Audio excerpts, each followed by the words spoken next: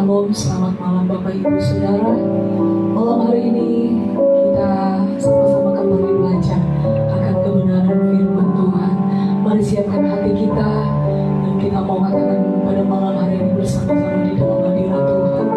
Kami perlu Engkau Tuhan. Kemana kami harus mencari kasih yang sejati? Tapi kami tahu kasih yang sejati kami peroleh hanya ada di dalam Engkau. Haleluya. Terima kasih. Terima kasih Bapa.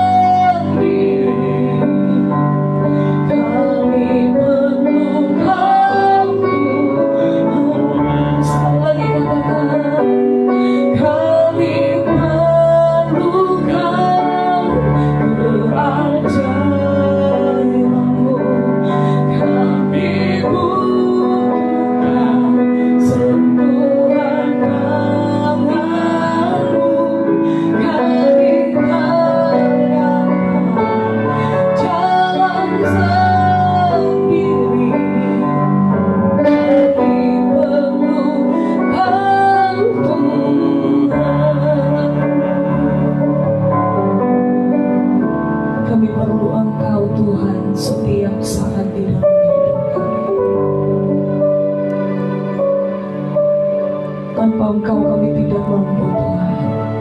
Tapi kami percaya bersama dengan Engkau kami mampu melewati setiap waktu hidup kami. Kami bersyukur Tuhan buat penyertaan kasih setia-Mu di dalam hidup kami. Kami berterima kasih malam hari ini Tuhan, karena Engkau Allah yang setia di dalam hidup kami. Kasih yang sejati kami peroleh di dalam Engkau, dan Engkau sendiri, hanya Engkau yang memuaskan setiap jiwa kami. Terima kasih Bapa di sorga, malam hari ini hati kami terbuka di hadapan-Mu. Mari datang dan isi penuhi setiap hidup kami dengan kebenaran firman-Mu. Kami percaya Tuhan, ketika hati kami siap untuk ditaburi kebenaran firman-Mu, kami tahu kuasa-Mu ada di dalam hidup kami. Penyertaan perlindungan Tuhan itu yang menjadi bagian bagi kami semua. Kami seluruh hamba-Mu, bahkan umat-umat-Mu dimanapun berada yang mengikuti renungan malam ini, memberkati seluruh kehidupan kami Tuhan. Karena Engkau tahu hati kami rindu untuk terus belajar akan kebenaran firman-Mu. Kami minta biar Roh Kudus yang membuka pengertian bagi kami, urapan-Mu menyertai hamba-Mu yang akan menyampaikan firman-Mu malam ini. Bahkan setiap kami yang mengikuti renungan ini Tuhan, kami diberkati, kami dikuatkan, kami diajar, dibimbing, dituntun untuk terus hidup dan berjalan di dalam kebenaran-Mu. Terima kasih Bapa, kami siap untuk belajar akan firman-Mu di malam ini.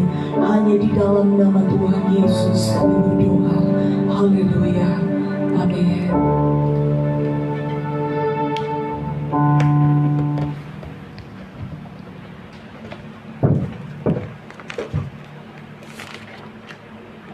Puji nama Tuhan, kita berjumpa kembali saat malam hari ini. Saudara yang dikasihi oleh Tuhan, dimanapun kita berada, di seluruh jemaat Tuhan yang ikut bersama-sama dengan kita dalam perenungan malam ini. Dan pada malam hari ini kita akan kembali bersama-sama akan merenungkan kebenaran firman Tuhan yang sesuai dengan jadwal bacaan kita. Dan pada saat ini kita sudah masuk ke 1 Korintus pasal yang terakhir. Kita bersyukur kita sudah akan melewati 1 Korintus pasal yang terakhir 16. Tapi pasal 16 ini kita akan bagi dalam 2 kali perenungan, yaitu pertama ayat 1 sampai 12 dan besok ayat 13 sampai 24. Ya, saudara, dan hari berikutnya lusanya kita sudah masuk ke kitab 2 Korintus. Ya, 2 Korintus, sudah itu Galatia, Efesus, Filipi, Kolose dan seterusnya.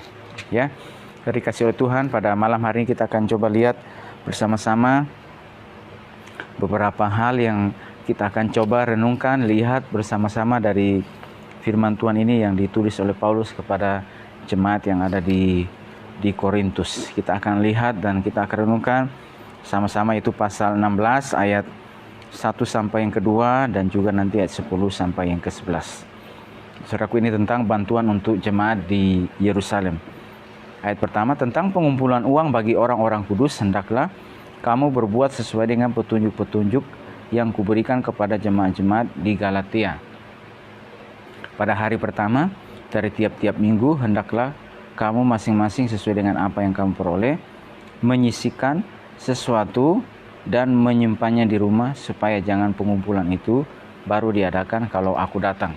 Saudaraku, Paulus memberi instruksi kepada jemaat yang ada di Korintus. Kalau kita perhatikan, ya, ini tentang nasihat bagaimana sebagai jemaat yang ada untuk juga mengumpulkan bantuan finansial, bantuan uang bagi orang-orang kudus. Dan kalau kita perhatikan di sini, yaitu kepada jemaat yang ada di Yerusalem. Jadi pengumpulan bantuan untuk orang-orang kudus. Nah, kalau kita perhatikan hal seperti ini juga sudah kita pernah lihat, yaitu ketika di 1 Korintus pasal yang ke-9, bahwa mereka yang memperoleh makanan secara rohani yang diajar oleh kebenaran firman Tuhan, maka wajiblah juga bagi mereka yang menerima pengajaran firman Tuhan tersebut itu membagi apa yang ada kepada mereka, ya, kepada tempat di mana mereka berada dan juga kepada para pelayan-pelayan Tuhan yang melayani. Ya, jadi ini merupakan satu instruksi atau arahan kebenaran firman Tuhan. Jadi ketika mereka terima daripada Tuhan, tidak hanya mereka tampung saja, tetapi juga bagaimana sekarang juga mereka juga menyalurkan. Mereka juga belajar, diajar untuk menjadi berkat, memberi, ya, memberi atau tidak hanya sebagai tempat untuk menerima saja dan tidak ada yang bisa diberikan atau yang dikeluarkan. Dan apa yang terjadi kalau misalnya, kalau kita tahu juga tubuh kita ini juga, saudaraku, satu gambaran yang baik, kalau tubuh kita ini juga ada yang masuk maka juga harus ada yang dikeluarkan, gitu ya. Jadi demikian juga satu instruksi nasihat Paulus kepada jemaat, yaitu tentang bagaimana mereka belajar untuk kepedulian terhadap saudara seiman yang membutuhkan bantuan finansial. Di situ dikatakan tentang pengumpulan uang bagi orang-orang kudus, hendaklah kamu berbuat sesuai dengan petunjuk yang kuberikan kepada jemaat-jemaat di Galatia. Nah, jadi sini itu adalah mengajarkan tentang bagaimana kepedulian mereka, bagaimana untuk mereka tidak menjadi jemaat Tuhan yang hanya memperhatikan kepentingan diri mereka sendiri saja, tetapi juga kepentingan orang lain juga, kepentingan saudara seiman yang lainnya. Kepentingan bagaimana mereka untuk juga melihat ada jemaat, ada anggota tubuh Kristus yang membutuhkan bantuan, yang membutuhkan sokongan, topangan secara finansial. Maka jemaat Tuhan yang ada di Korintus, mereka diarahkan untuk mulai bersama-sama menyisihkan apa yang mereka punya sesuai dengan di sini kalau kita perhatikan masing-masing sesuai dengan apa yang kamu peroleh, atau juga dapat juga kita katakan masing-masing apa yang diperoleh sesuai digerakkan Roh Kudus dalam beri bantuan atau sesuai dengan kerelaan hati mereka masing-masing. Ya, seberapa yang mereka bisa kumpulkan bersama-sama, seberapa yang mereka ketika mereka memperoleh berkat, maka berikutnya juga berkat yang diberikan oleh Tuhan kepada mereka itu sebagai bukti bahwa mereka juga sudah diberkati oleh Tuhan, sudah juga mengalami keberkatan Tuhan. Dan berikutnya juga sekarang kamu juga harus belajar untuk mempedulikan, ya, saudara-saudara seimanmu, jemaat Tuhan yang membutuhkan. Jangan menjadi jemaat Tuhan yang hanya memperhatikan kepentingan diri sendiri saja, atau menjadi jemaat yang tidak egois, tapi yang memperhatikan kepentingan orang lain juga. Saudaraku yang dikasihi oleh Tuhan, kalau kita lihat baca dalam tulisan Paulus ini, tidak hanya kepada jemaat yang ada di Korintus diajarkan, demikian juga kepada jemaat yang ada di Galatia. Ya, bertolong-tolong menanggung bebanmu, demikianlah kamu menanggung beban bersama, ya, memenuhi hukum Kristus, ya, demikian. Habis itu kita perhatikan, janganlah jemu-jemu berbuat baik, karena apabila sudah datang waktunya kamu akan menuai, jika tidak menjadilah. Demikian juga yang ada di Roma juga dia mengatakan, kita yang kuat wajib menanggung kelemahan orang yang tidak kuat, dan janganlah orang hanya perhatikan kepentingan diri sendiri saja, ya. Lalu di situ dia sampaikan bahwa ketika menulis surat Roma ini, dia sedang dalam perjalanan menuju ke Yerusalem untuk menyampaikan bantuan kepada jemaat yang ada di sana.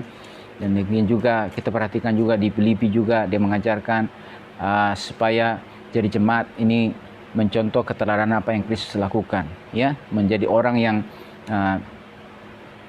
memiliki kepedulian, orang yang tidak egois, ya, yang tidak hanya hidup untuk dirinya sendiri saja, tetapi ada saudara seiman lain yang membutuhkan, ya, ada saudara seiman yang membutuhkan apa yang mereka bisa lakukan, apa yang mereka bisa beri, seberapa yang mereka peroleh, dan sesuai dengan gerakan Tuhan, sesuai dengan kerelaan hati mereka, maka kamu bisa beri. Karena kata firman Tuhan, berilah maka kamu akan diberi. Ya, kata firman Tuhan juga Paulus juga kepada jemaat yang ada di Efesus adalah lebih berbahagia memberi daripada menerima. Ya, jadi bahkan kita lihat juga Paulus ini dalam pelayanan pekerjaan Tuhan, dalam pelayanan misi yang dilakukan.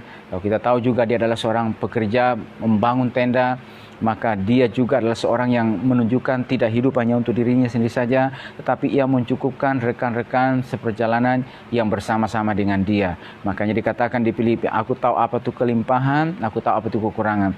Sehingga dapat kita katakan Paulus juga pernah mengalami masa-masa diberkati oleh Tuhan, melihat kelimpahan Tuhan, dan masa diberkatinya dia itu, saudaraku dikasih oleh Tuhan, maka dia adalah seorang yang belajar juga menunjukkan kepedulian, ya, tidak egois, tetapi bagaimana ia menanggung semua beban rekan-rekan sepelayan, mencukupkan keperluan mereka. Dan dapat juga kita katakan jemaat di mana yang didirikan di bawah, ketika jemaat yang baru didirikan, pastilah juga mereka butuh sokongan, bantuan. Dan saudaraku dikasih oleh Tuhan, dari tulisan ini, dari apa yang kita lakukan, dapat kita katakan pasti Paulus juga ikut bersama-sama. Tidak hanya dia bekerja, yaitu memberikan waktunya, tenaganya, pikirannya, ya apa yang ada kepada dia. Tetapi manakala Tuhan juga memberkati dia, maka dia adalah seorang yang tidak egois, tetapi juga dia belajar juga, dia juga mulai memperhatikan jemaat Tuhan, rekan-rekan seperjalanannya, ya jemaat yang membutuhkan yang lakukan. Dan apa yang dilakukan itu sekarang juga dia instruksikan kepada jemaat Tuhan yang ada di Korintus, ya ketika ada saudara seiman kalian membutuhkan, maka kalian jemaat yang ada yang telah mengalami keberkatan Tuhan, yang olehnya kalian menerima pengajaran kebenaran firman Tuhan, menerima makanan rohani, maka sekarang apa yang Tuhan telah beri bagi kalian, karena kita tahu kalian mengerjakan, maka Tuhan yang berkati, Tuhan yang memberi persembuhan, maka sebagai tanda ucapan syukur juga, sebagai tanda di mana memenuhi kewajiban kita, maka sekarang juga kalian mengumpulkan berkat tersebut, ya, dan untuk dikumpulkan, pengumpulan uang tersebut nanti sudah itu akan diantarkan, ya, untuk membantu jemaat Tuhan yang ada di Yerusalem. Saudaraku yang dikasihi oleh Tuhan juga, itu kebenaran pelajaran firman Tuhan juga bagi setiap kehidupan kita. Manakala Tuhan memberkati, atau juga setiap kita yang ada pada hari, setiap berkat-berkat Tuhan yang ada, Tuhan mengajarkan kita bagaimana untuk tidak hidup untuk diri kita sendiri saja, tetapi bagaimana juga kita mempedulikan saudara seiman kita, mereka yang membutuhkan uluran tangan kita, ya. Dan ketika ada gerakan Tuhan, ada gerakan Roh Kudus sesuai dengan keralan hati kita, maka kenapa tidak kita mulai belajar? Karena saudaraku yang dikasihi oleh Tuhan, kata firman Tuhan, barang siapa menabur, maka juga ia akan menuai. Janganlah jemu-jemu kita berbuat baik, karena apabila sudah datang waktunya, kita akan menuai jika tidak menjadi lelah. Saudaraku yang dikasihi oleh Tuhan, ya, manakala kita sudah tahu ketika kita ada dalam rumah Tuhan, ada kewajiban kita terhadap rumah Tuhan juga, sesuai firman Tuhan juga, bahwa ketika kita dalam rumah Tuhan, kita yang menerima, digembalakan, menerima makanan secara rohani, untuk kita dikenyangkan, untuk kita dipuaskan. Dan sesudah itu, saudaraku, ketika kita melakukan kebenaran firman Tuhan dan apa yang kita lakukan, kerjakan, diberkati karenanya, maka juga sebagai kewajiban kita, dan itu juga sesuai firman Tuhan, bahwa apa yang ada pada kita, bagaimana juga kita mendukung, mensupport pelayanan pekerjaan Tuhan di mana kita berada. Itu bagaimana, apa menjadi kewajiban kita, apakah kewajiban kita yaitu mengembalikan milik Tuhan, ya juga untuk memberikan persembahan dan juga mendukung kegiatan yang ada di rumah Tuhan di mana kita berada. Dan sesudah itu dikasih oleh Tuhan juga bagaimana juga kita juga belajar untuk memperhatikan juga sesama kita, ya, untuk kita boleh melihat ketika mereka membutuhkan secara finansial, supaya mereka juga boleh mengalami kasih karunia Tuhan. Oleh karena ada saudara-saudara seiman yang Tuhan pakai melihat saudara seiman yang lainnya. Ketika ada saudara seiman yang membutuhkan, maka mereka oleh gerakan Tuhan juga, mereka juga belajar untuk memberi dan memberkati juga mereka. Karena kita tahu, saudaraku dikasihi oleh Tuhan,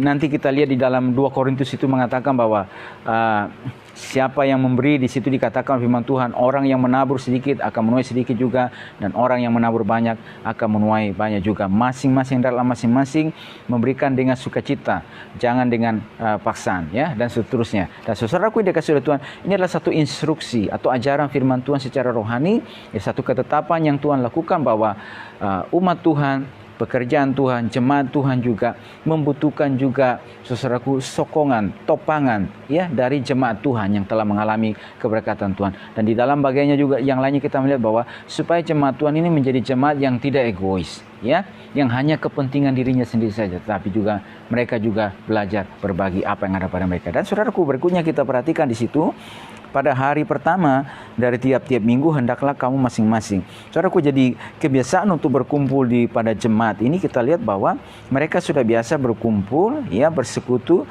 hari pertama tiap minggu, ya. Jadi mereka berkumpul, mencakar roti, bersekutu bersama. Dan itulah juga dikatakan firman Tuhan, janganlah kamu menjauhkan diri dari pertemuan-pertemuan ibadah seperti yang dibiasakan oleh beberapa orang, tetapi marilah kita semakin giat melakukannya menjelang hari Tuhan yang mendekat. Jadi mereka tinggal di dalam persekutuan, di dalam komunitas, di dalam fellowship sesama anak-anak Tuhan. Mereka bersekutu sebagai gereja yang bijaksana dalam menantikan kedatangan Tuhan.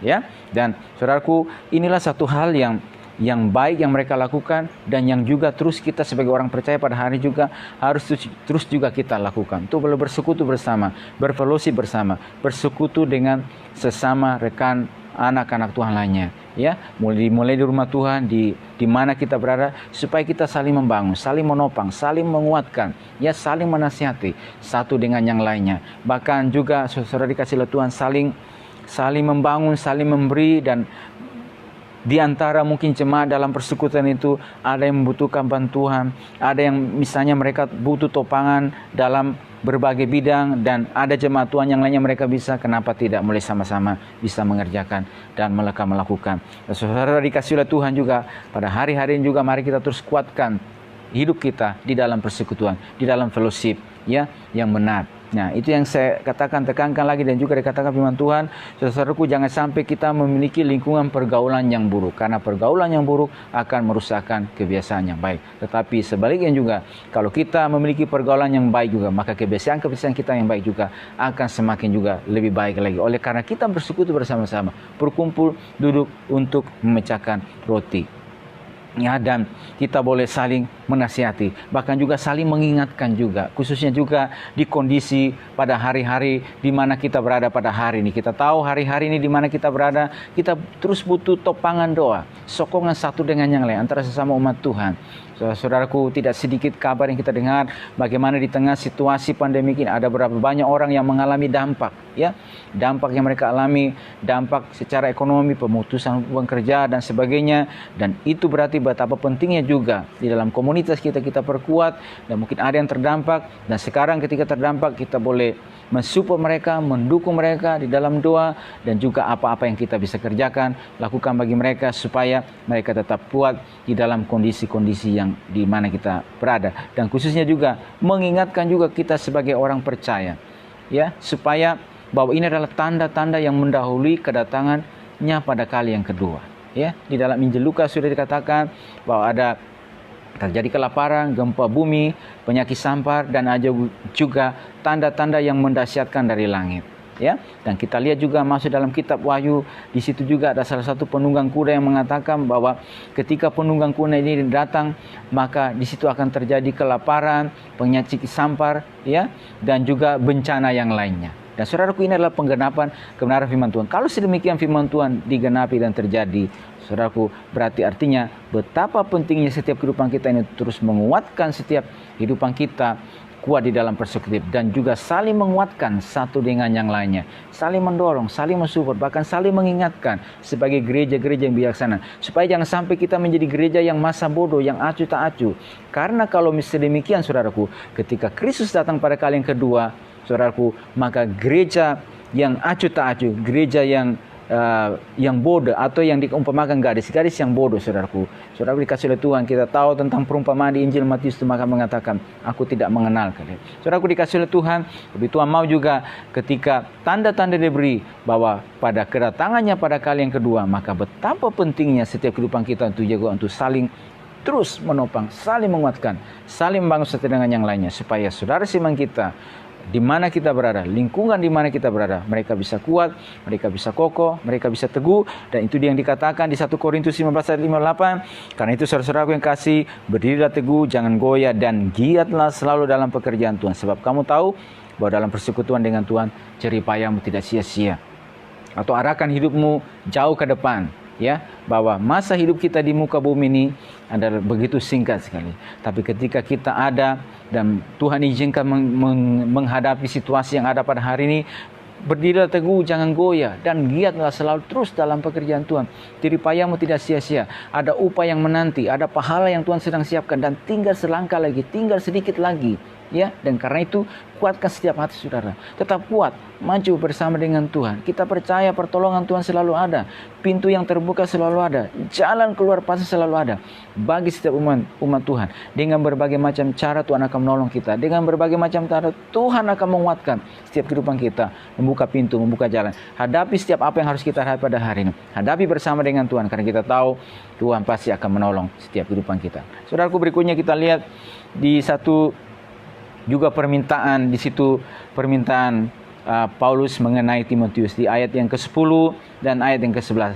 Jika Timotius datang kepadamu, usahakanlah supaya ia berada di tengah-tengah kamu tanpa takut, sebab ia mengerjakan pekerjaan Tuhan sama seperti aku. Ayat 11, jadi janganlah ada orang yang menganggapnya rendah, tetapi tolonglah dia supaya ia melanjutkan perjalanannya dengan selamat, agar ia datang kembali kepadaku, sebab aku di sini menunggu kedatangannya bersama-sama dengan saudara-saudara yang lain. Saudaraku, ada satu permintaan Paulus mengenai Timotius, supaya hadirnya Timotius di tengah-tengah mereka tanpa takut. Ya, mereka menyambutnya dengan ramah, ya, dengan kekeluargaan, ya. Saudaraku, karena kita tahu kalau kita baca surat Paulus kepada Timotius ini punya satu kelemahan. Terkadang dia merasa takut, tidak percaya diri dengan dirinya, sehingga Paulus perlu memberitahukan kepada jemaat Tuhan, ya, yang ada di Korintus, supaya hadirnya Timotius sana mereka menyambutnya dengan ramah, ya, menyambutnya dengan penuh sukacita, ya. Karena kenapa? Timotius juga mengerjakan pekerjaan Tuhan. Dia adalah utusan juga yang melakukan pekerjaan Tuhan, dan artinya juga orang-orang sedemikian sedang melakukan pekerjaan Tuhan, maka haruslah disambut dan dilayani dengan baik. Manakala, saudaraku, ketika mereka sedang melakukan pelayanan pekerjaan Tuhan, dan itu yang kita perhatikan juga yang apa dikatakan oleh Yesus sendiri, bahwa barang siapa menyambut nabi sebagai nabi, ia akan menerima upah nabi. Menyambut orang benar sebagai orang benar, ia akan menerima upah orang benar.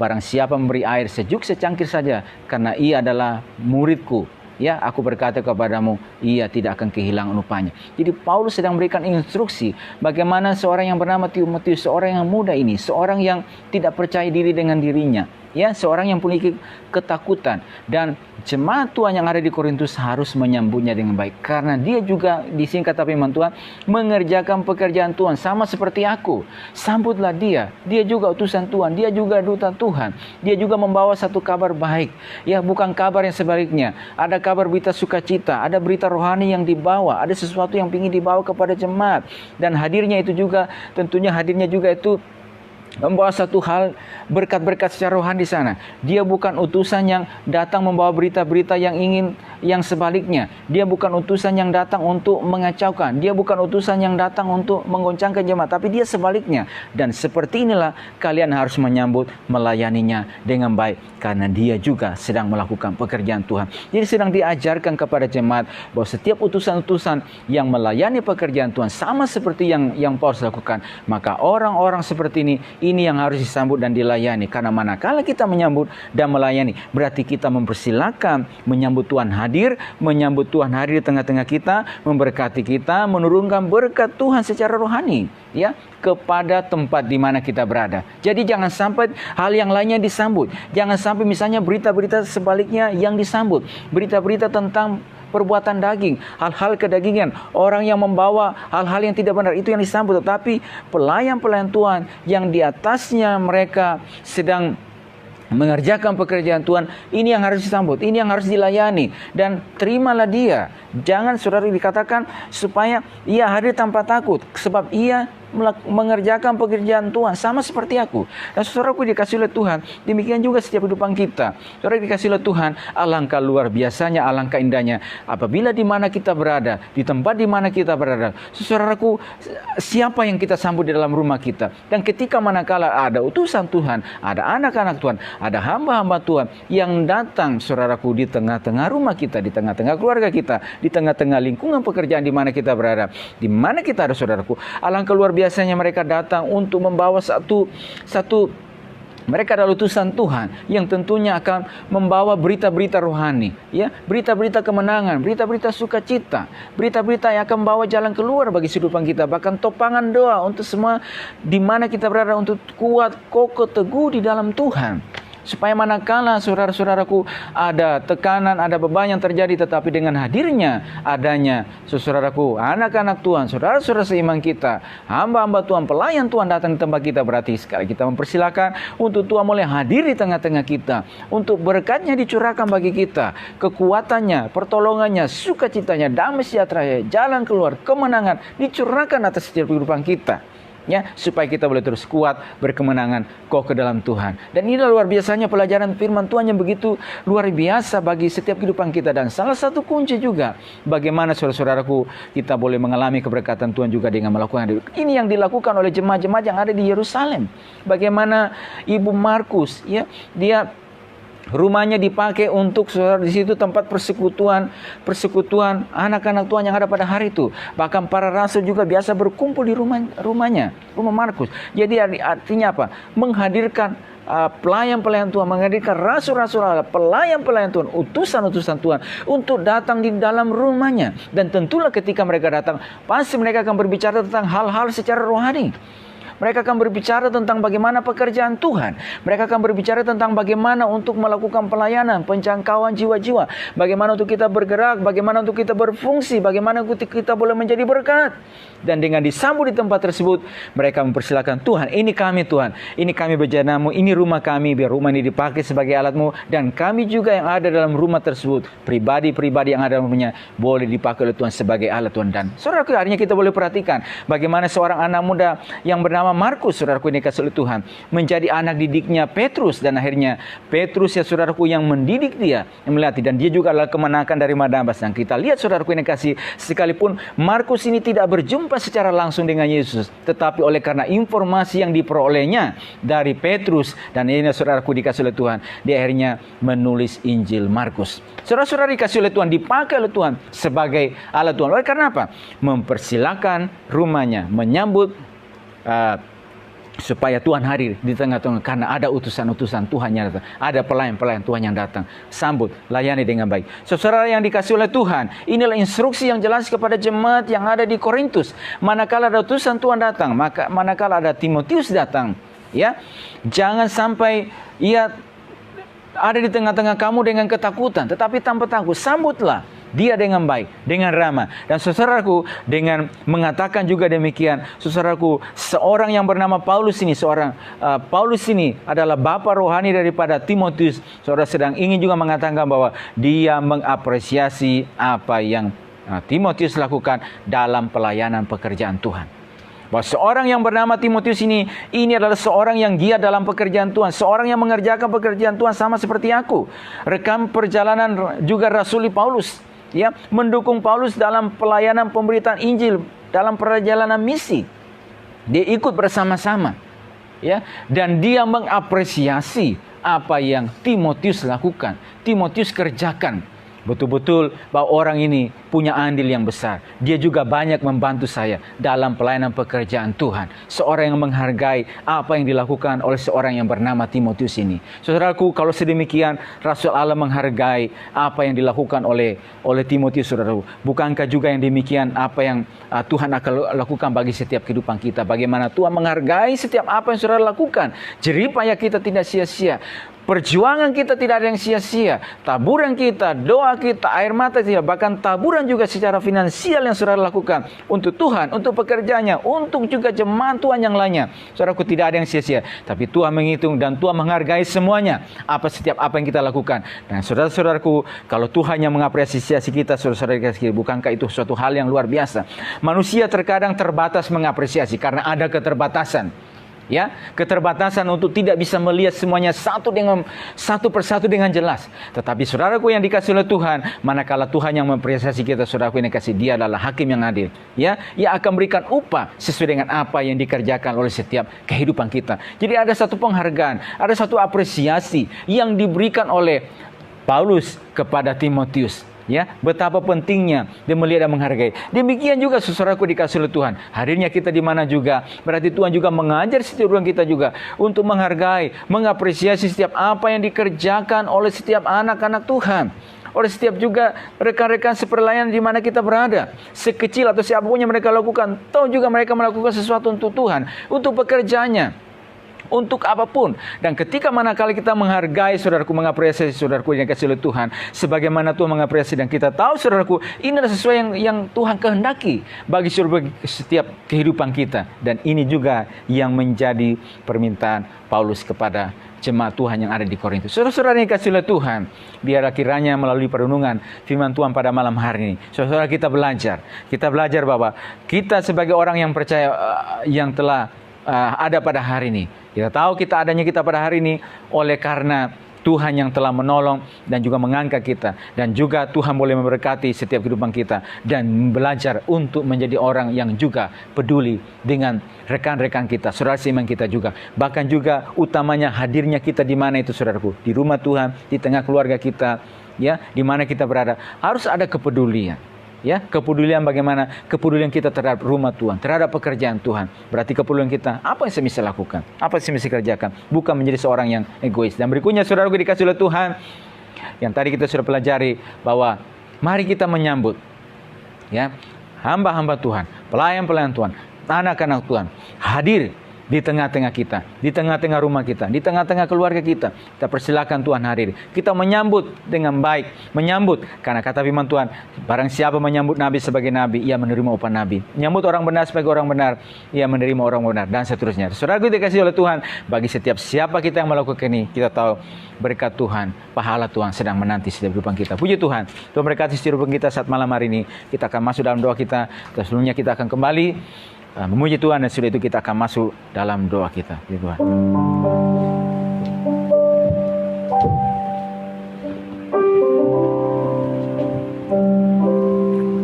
Ya, puji nama Tuhan. Firman Tuhan sudah datang dalam hidup kita dan kita banyak belajar malam hari ini. Mari sama-sama kita terus bekerja di ladang Tuhan. Selama Tuhan masih memberikan kita kesempatan, kerjakan apa yang menjadi bagian kita yang telah Tuhan percayakan bagi kita. Dan kita akan masuk di dalam doa kita. Kita mau naikkan satu pujian, selidiki aku, lihat hatiku Tuhan. Kami mau berjuang sampai di akhir hidup kami Tuhan. Kami mau tetap setia sampai di akhir hidup kami. Biar pimpinan kuasa rohmu yang memampukan kami terus untuk melakukan apa yang menjadi tanggung jawab kami Tuhan. Haleluya. Selidiki aku, melihat hatiku, apakah ku sungguh mengasihi Yesus.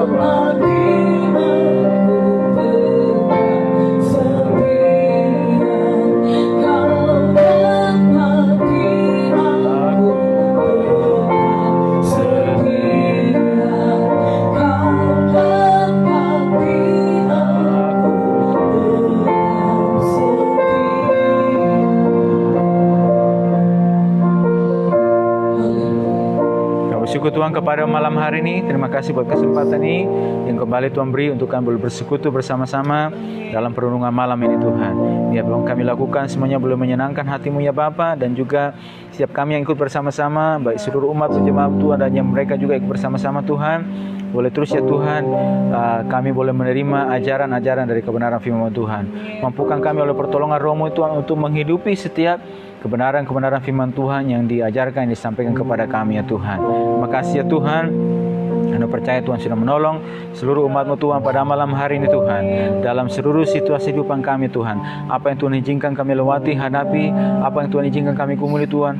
Pertolongan Tuhan selalu ada bagi setiap kehidupan kami Tuhan. Jalan keluar, pintu yang terbuka, kemenangan Tuhan ada bagi setiap kehidupan kami. Kami syukur pada hari ini Tuhan. Ada jemaat-Mu yang lemah Tuhan kuatkan, yang susah Tuhan liburkan, yang sakit Tuhan jamah sembuhkan di dalam nama Tuhan Yesus Kristus Tuhan.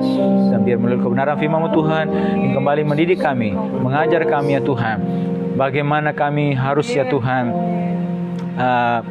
hidup pada hari ini Tuhan. Bagaimana juga untuk menjadi seorang yang tidak egois tetapi memiliki kepedulian ya Tuhan, baik terhadap tempat rumah Tuhan di mana kami berada, terhadap saudara-saudara seiman kami juga ya Tuhan. Dan bagaimana juga Tuhan kebiasaan untuk juga terus boleh berkumpul, bersekutu bersama-sama dengan saudara-saudara seiman kami yang lainnya Tuhan, sebagai gereja-gerejanya Tuhan pada akhir zaman ini Tuhan. Dan juga Tuhan, kami terus ya Tuhan menyambut ya Tuhan tamu-tamu, menyambut utusan-utusan yang datang kepada kami, hamba-hamba-Mu Tuhan, anak-anak umat-Mu ya Tuhan. Ya Tuhan, karena kami tahu ketika mereka datang ada berita-berita rohani, berita sukacita, berita kemenangan ya Tuhan, berita pertolongan Tuhan bagi setiap kami, dan support di dalam doa ya Tuhan bagi setiap kami untuk boleh tetap kuat maju melangkah bersama dengan Kau Tuhan. Terima kasih berkat seluruh hamba-hamba-Mu, gereja-Mu, anak-anak-Mu Tuhan.